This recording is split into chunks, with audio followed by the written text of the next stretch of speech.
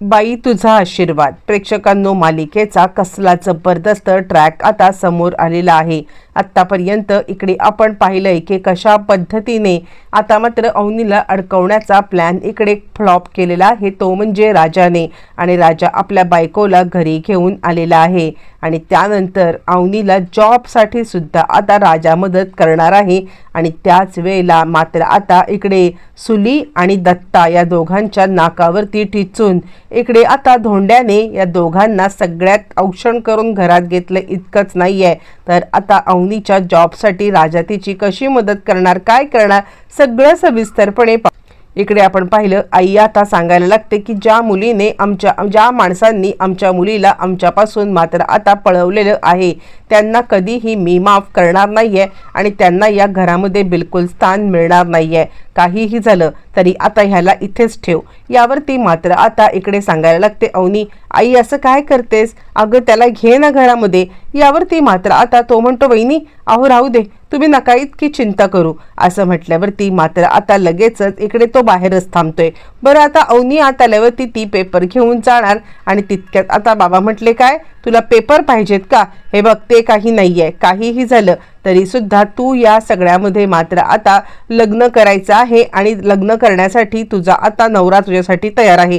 त्यावरती अवनी सांगायला लागते, बिलकुल नाही, मला खरं तर या सगळ्यामध्ये मात्र आता जॉब करायचा. त्यावरती बाबा आता बोलायला लागतात, जॉब कसला जॉब, तुला कोणीही जॉब देणार नाहीये. यावरती ती म्हणते, हे बघा मला खरं तर लग्न करायचं नव्हतं. आणि आता अवनीच्या मनामध्ये तर खरं सांगू का ह्यांना मी की तुम्ही जर का मला आता जॉब करून दिलात तर मी खरंच त्या घरामध्ये परत जाणार नाहीये म्हणून असा अवनीच्या डोक्यामध्ये विचार येतो. पण त्यावेळेला ती मात्र थोडा थांबते, बघूया बाबांचं काय म्हणणं आहे ते. आणि त्यावेळेला बाबा आता सांगायला लागतात, हे बघ हे लग्न करून मोकळं व्हायचं, हा हे तुला जॉब वगैरे शिक्षण वगैरे हे आता करण्यासाठी परवानगी नाही आहे, कारण आम्ही तुझं लग्न ठरवले आणि ते लग्न केल्याशिवाय मात्र आता तुला पर्याय नाही आहे. यावरती ती सांगते, बिलकुल नाही, माझी स्वप्न मोठी आहेत, मला माझं शिक्षण पूर्ण करून मात्र आता स्वतःच्या पायावरती उभं व्हायचं आहे.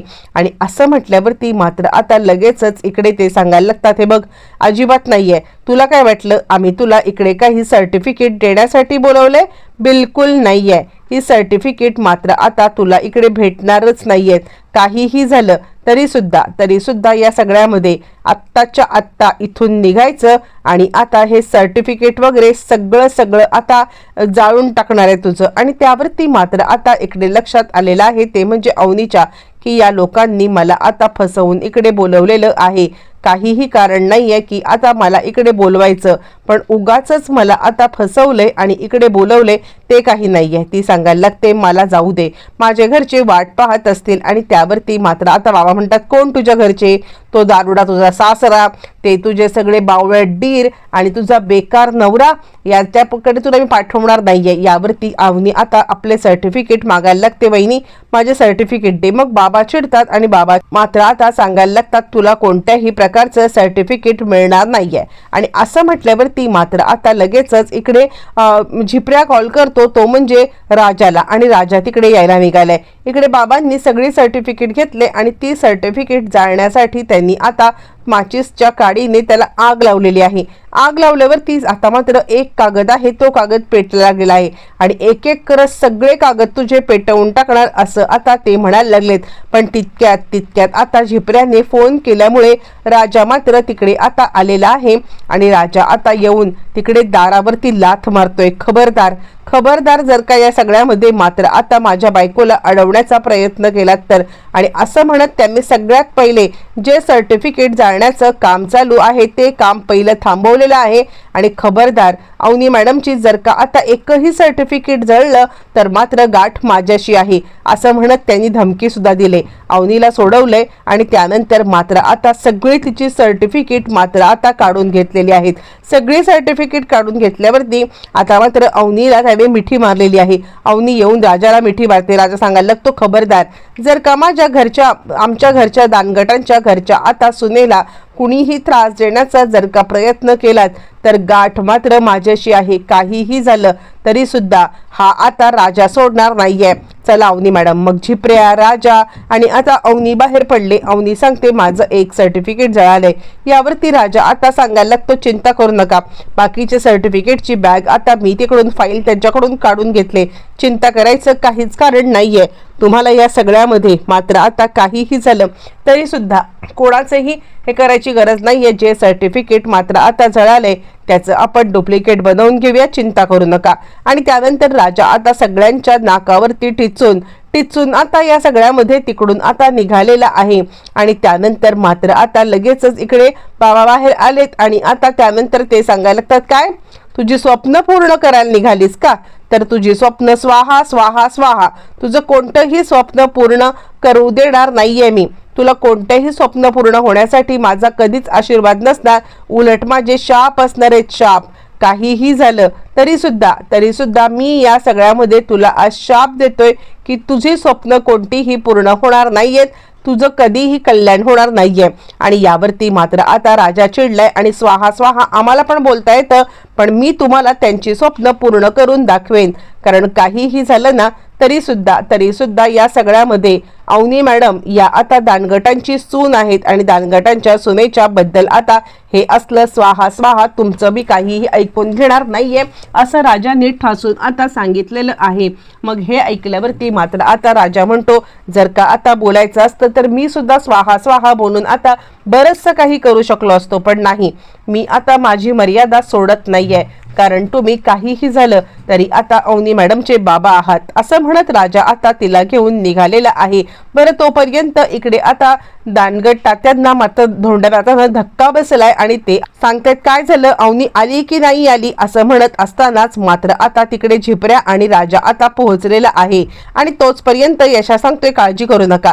हे दोघं जण इकडे आता दिवस म्हणजे ते आता स्वप्नरंजन करतायत. आणि त्यानंतर मात्र आता इकडे सांगायला लागते ते म्हणजे सुली सांगते बरोबर आहे, आता बघ आता खरी धमाल येणार आहे. चल बाहेर आपण अंगणात जाऊया आणि अंगणात जाऊन तमाशा बघायला जी काही मजा येईल ना ती मजा औरच असणार आहे. आता खरा दानगटांचा माज उतरवणार आहे. ज्या वेळेला त्यांची सून या घरामधून मात्र आता निघून जाईल ना त्याच वेळेला त्यांची जी काही थोबाडं आहेत ना ती थोबाडं पाहण्यासारखी असणार आहेत आणि तीच थोबाडं मला पाहिजे. चल लवकर. यावरती दत्त्या आता सांगायला लागतो पण एक झालंय काय माहितीये का, तो जो अवनीचा भाऊ होता ना तो जरा जास्त द्यायचा बक्षीस ती जरा जातील. यावरती सुली म्हणते तू गप रे, तुला काय करायचं ती बक्षीस बाद झाली. आपल्यासाठी फक्त आता ती इथून निघून जाणं ही गोष्ट महत्वाची आहे असं सुली म्हणत दोघं जण बाहेर निघालेले. इकडे तोपर्यंत मात्र आता सुली सांगत आहे चल लवकर अंगणामध्ये तमाशा सुरू होईल. आणि त्याच वेळेला यांना आवाज आलेला आहे आणि त्यावेळेला आता इकडे धोंड्याचा बाहेर आलेले आहेत. धोंड्याचा बाहेर आल्यावरती ते आता सांगायला लागतात काय रे राजा कुठे आहे, सुनबाई कुठे आहे? आणि आता राजा काही बोलतच नाहीये. आणि त्यानंतर ते आता पाहतायत ते म्हणजे इकडे आता झिपऱ्याकडे, झिपऱ्या कुठे अवनी, झिपऱ्या अवनी कुठे आहे असं म्हणत मात्र आता दानगट त्यांना मोठा धक्का बसलाय. त्यांना असं वाटते की हे दोघं जण तिला ठेवून आले का. यावरती झिपऱ्या म्हणतो माहितीये का तुम्हाला बाबा, अहो खूप मोठा त्या लोकांनी प्लॅन केला होता अवनी वहिनीला मात्र आता त्यांच्याचकडे ठेवायचा.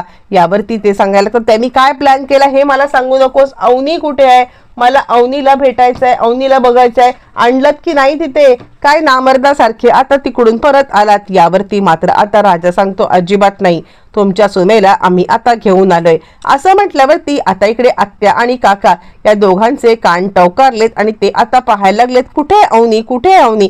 सगळेच जण इकडे तिकडे पाहतात. मात्र आता इकडे राजा घेऊन आलेला आहे अवनीला, तो म्हणजे सगळ्यांच्या समोर. आणि ज्या वेळेला राजा आता अवनीला सगळ्यांच्या समोर घेऊन आलाय आणि त्याच वेळेला मात्र आता इकडे धोंड्याने दोघांचं औक्षण करून त्यांना आता आतमध्ये घेतलेलं आहे. आणि त्यानंतर खऱ्या अर्थाने इकडे हे दोघं जण पाहायला आलेत दोघं जण पाहायला आल्यावरती मात्र आता या दोघांना मोठा धक्का बसलेला आहे आणि हे दोघं जण मात्र आता चिडचिड करायला लागलेत. म्हणजे आपण काय विचार केला होता आणि काय घडलं? अवनी लक्ष्मीच्या पावलांनी घरात आली आणि ताबडतोब राजा तिला घेऊन आता बाहेर निघालेला आहे.